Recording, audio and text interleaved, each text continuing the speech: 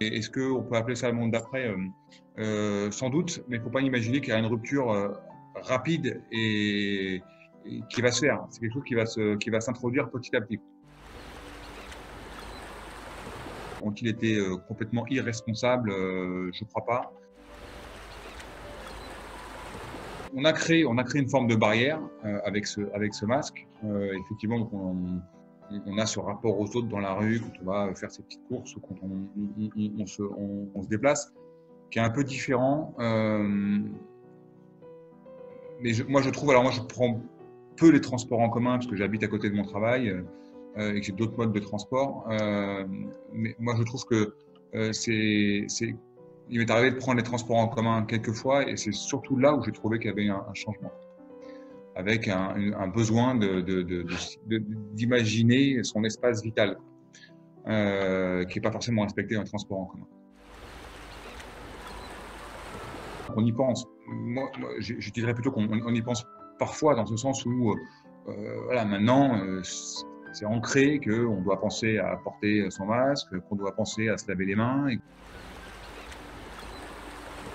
Je trouve ça intéressant d'en discuter avec le regard critique de Victor Hugo qui a peint les sociétés.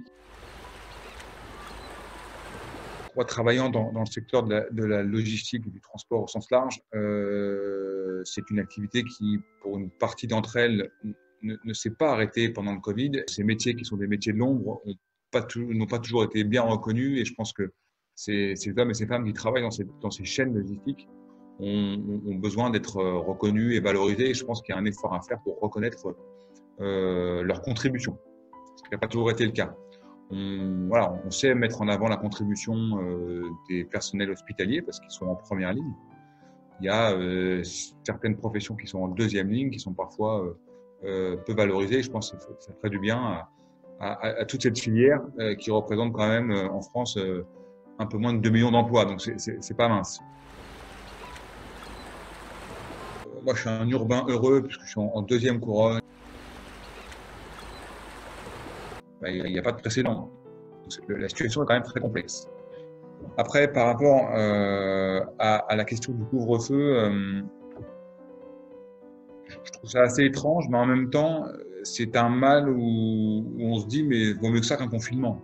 Je ne suis pas certain que ce soit la meilleure mesure. Je trouve qu'elle stigmatise un tout petit peu certaines populations.